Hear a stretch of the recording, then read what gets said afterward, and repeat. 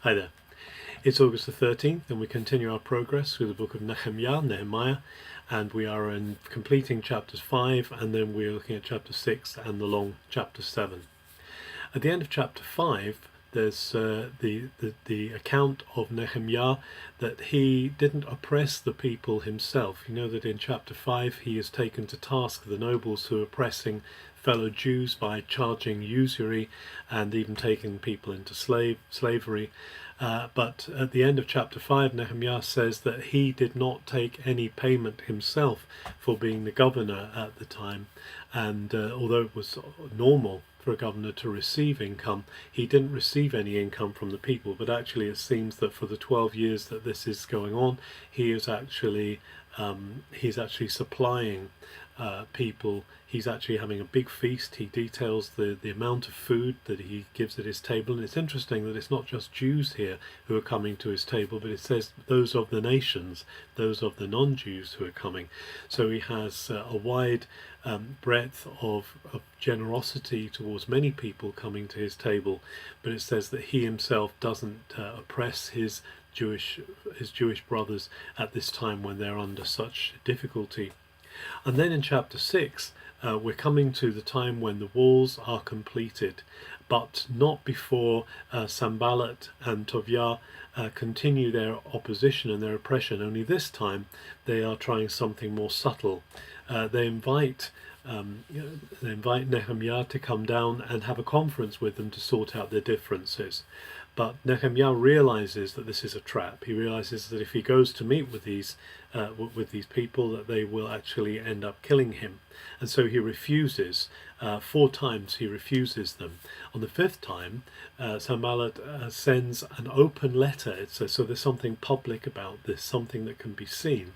And in this open letter, there's an accusation that Nehemiah is actually making a bid to be king of Jerusalem. It says, you actually want a king of Judah. You want to be king of Judah. Nehemiah responds in writing and completely refutes Sanballat's claim that he is wanting to be king.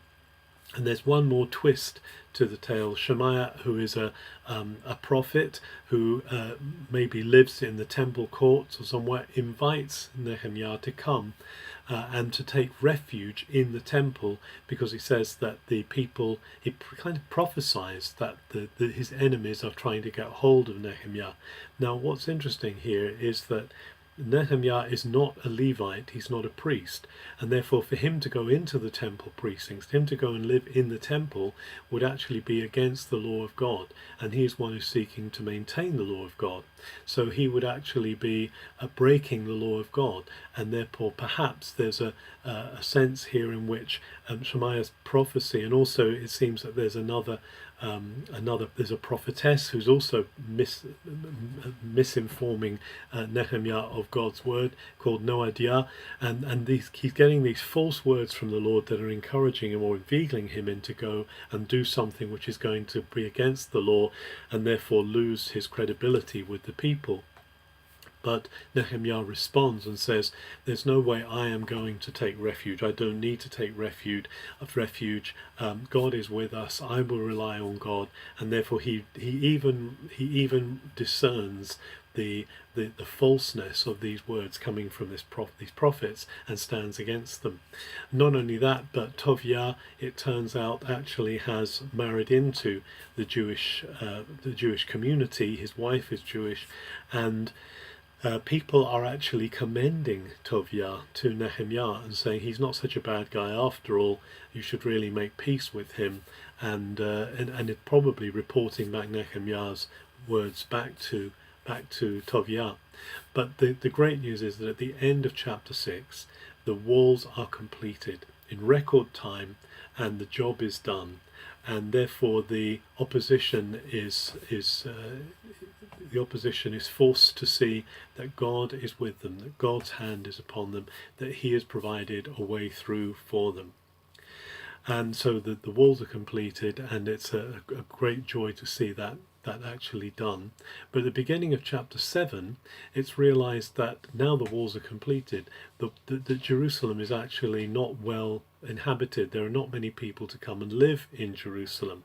And therefore Nehemiah thinks over how he can deal with this. Now it's actually going to be chapter 11 before the solution is found, but in chapter 7 he finds the register or the record of the returnees that came back in the time of Ezra.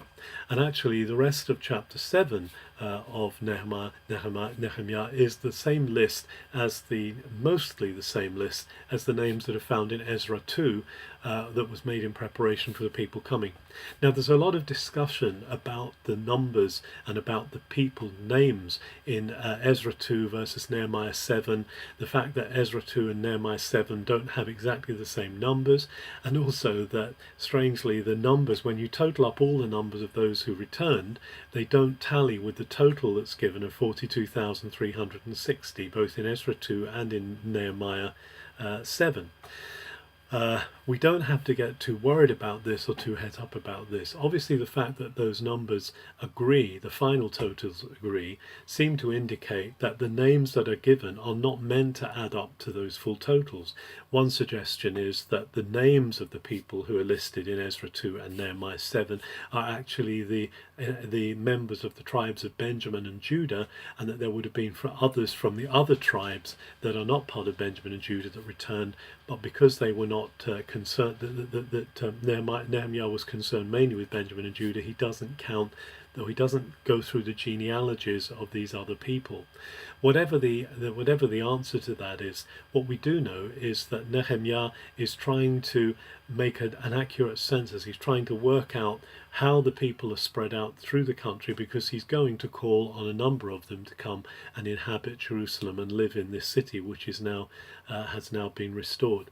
Just a couple of other things to notice here about this long list of names is that when it talks about the singers, as in Ezra 2, it talks about the fact that there are both male and female singers, Meshurim and Meshurot.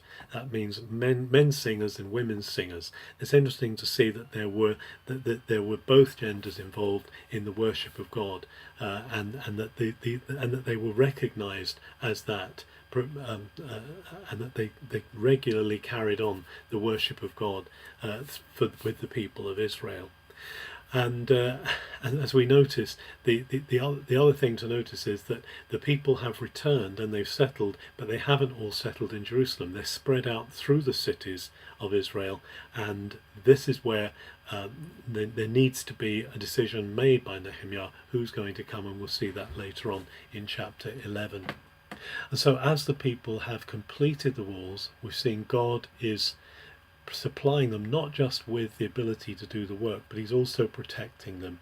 So particularly in chapter 6, where we see the attempts of the enemy to seek to infiltrate and even to kill Nehemiah, God's protection is upon them, and they're constantly appealing, they're constantly thanking God, they're constantly saying it's God who's seen us through this difficult situation. We need to be calling on God day to day in our lives and allowing him into the smallest situations. We need to be aware of the ability of the enemy to frustrate God's purposes, and we need to be watching out for what the New Testament calls this roaring lion seeking whom he may devour, and know that God is able to deliver us from that oppression. Have a very good August the 13th.